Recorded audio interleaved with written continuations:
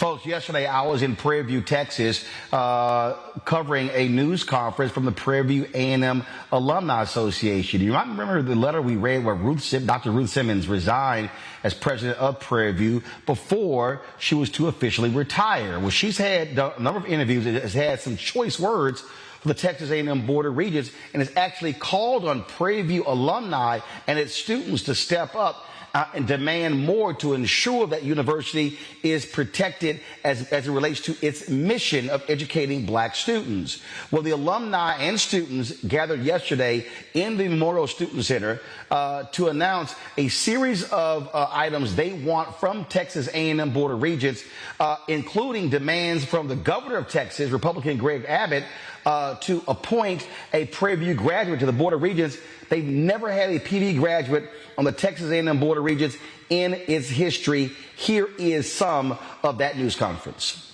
The National Alumni Association of Prairie View A&M University is calling for immediate action right now to ensure that our university is treated fairly and is provided with resources it needs to truly become an institution of the first class, just like Texas A&M University and the University of Texas.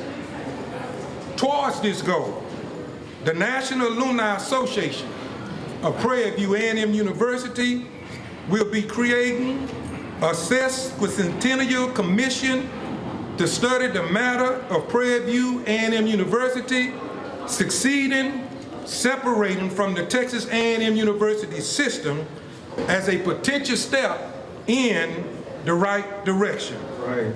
The National Alumni Association also calls for the following actions, but not limited to. Number one, increasing funding for Prairie View A&M University that matches that of other Texas institutions of the first class. Number two, amending the state law to allow Prairie View A&M University to access 1/3 share of the available university funds interest from the permanent university fund. Most of you don't know, if you read the Texas State Constitution, there are only 3 first institutions. There are only 3 tiers. Texas, University of Texas, Texas A&M University, and Prairie View A&M University. For as the PUF fund, the interest on the PUF fund from the availability university funds, University of Texas get 2/3. Texas A&M get 1/3. We are a first class institution in the state of Constitution, just like Texas, just like A&M. Number 3, ensuring permanent representation for Prairie View A&M University on the Texas A&M System Board of Regents and all relevant Texas A&M University system committees. Number 4, developing the surrounding city of Prairie View to create a vibrant and thriving community for students, faculty, and residents, so that students don't have to travel down the road to Sci-Fi. If you ever been to Bryan College Station, it looks like a miniature Houston, Texas, and it's the same land grant. Started at the same time with Prairie View. There's no way that the city of Prairie View should be looking the way that it's looking today. Number 5, creating a school of public policy for this university to increase the broad pattern of democracy to produce vibrant and thriving communities. We holding them accountable what's already written down in the state constitution and in the Texas Higher Education Code, title number 3, subchapter B, where it lists Prairie View.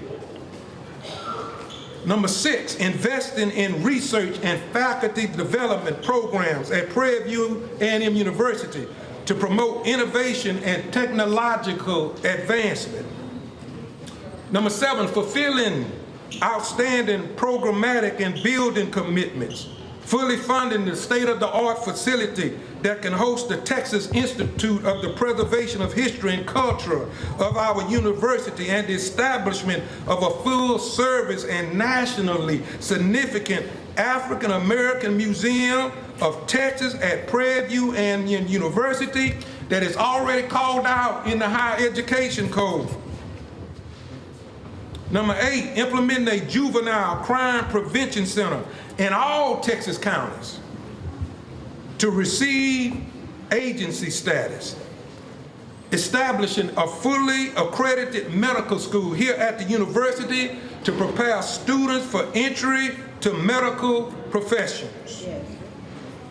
Number 10, carrying out the university's mission to support the Black communities in the rural and urban areas. That's what Prairie View was created to do. Number 11, executing the university's original mission by making the extension program an agency and not a program. We have the agriculture extension program here.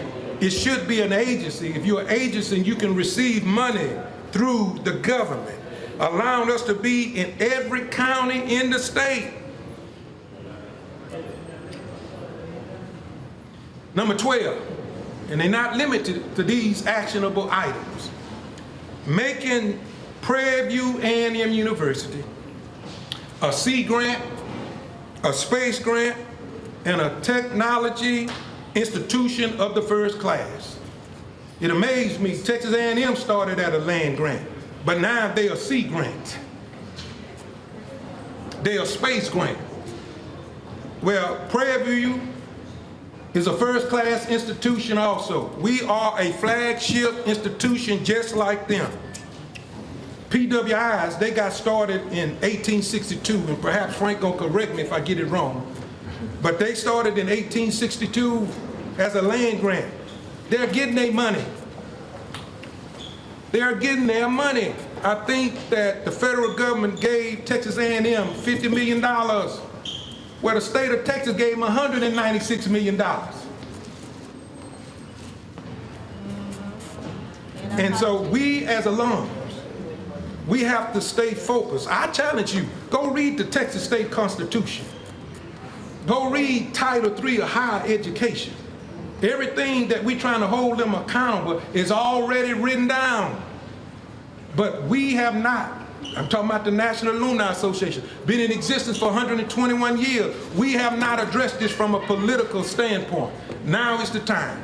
That's a political standpoint. What about a legal standpoint? So Alvin Chambliss used to be at Texas Southern, led the lawsuit against the state of Mississippi, that historic funding. $577 million settlement in Maryland. Yes. Tennessee State is fighting for their money. Yes. And so are you also demanding a state committee do an audit that has Prairie View been historically underfunded, and determine what that number is, and will you consider suing the state of Texas? Yes. The answer to that is yes. You want to elaborate on that some more, Frank? Yes, we're going to take the same actions that would.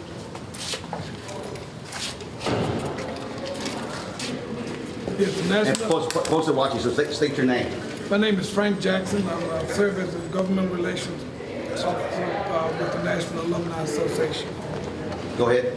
Yes, the National Alumni Association is committed to take whatever action is necessary for us to receive our fair funding. That includes legal action, just as we had to do during the OCR settlement agreement.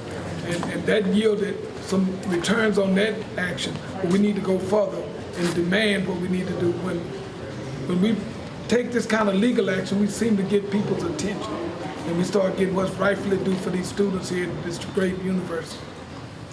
And for the folks who don't know about that OCR settlement, explain that. That's the Office of Civil Rights settlement. It was a settlement, and it came out of the Ayers case, and they said there were vestiges of de jure segregation still evident in both Prairie View and Texas Southern University, and they had to remove that. But they kind of did it in a roundabout way. They created programs, built buildings, and then we had to go and recruit students. We should now be at somewhere around 12,000 students in order to break even with the buildings and the programs that were created. And so we're trying to get this thing up front and deal with it before it even gets off the ground by getting the kind of money we need to do what it needs to be done to uplift this great university. And so when you're talking about, again, the level of resources, one of your demands is that potentially breaking apart from the A&M system. So would that mean having your own board of trustees, just like Texas Southern University? Yes, so stay right there, Frank, they can hear. So Dr. A.I. Thomas wrote a think tank policy back in the early 2000s.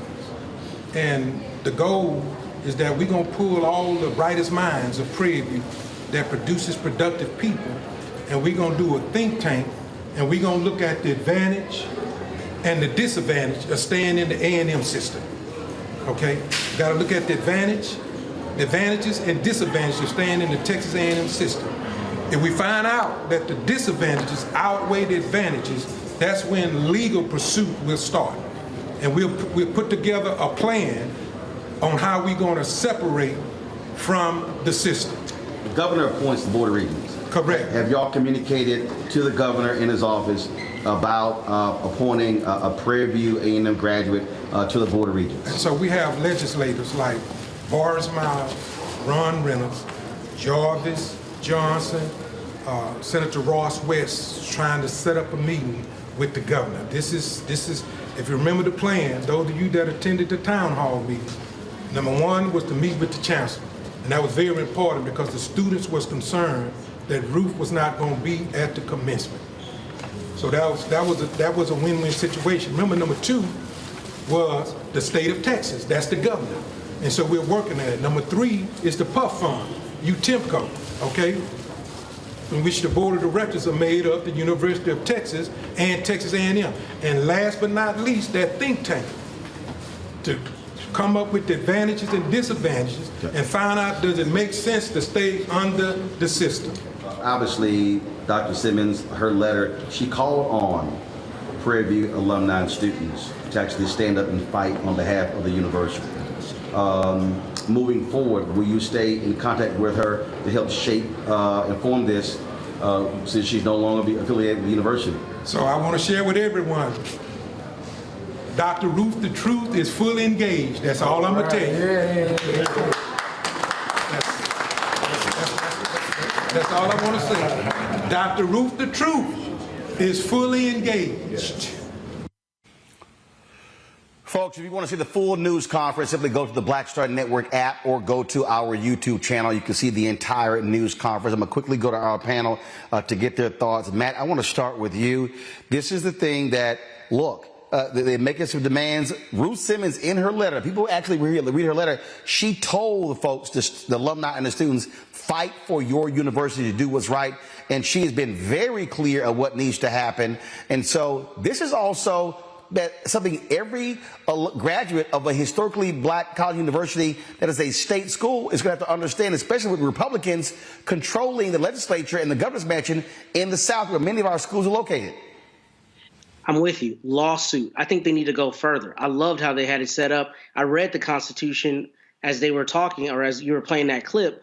And in fact, the Constitution expressly says that that Board of Regents has to make just and equitable appropriations to both Texas A&M, Prairie View University, and then the rest of the schools in the Texas A&M University system. So I would hope that the genesis of this lawsuit would be, for years, you've not made just and equitable appropriations. And the reason they haven't is because the regents get to set the criteria for said appropriations. So they need to go further, in my opinion, by not only demanding an alumnus be on the board, but also a current student.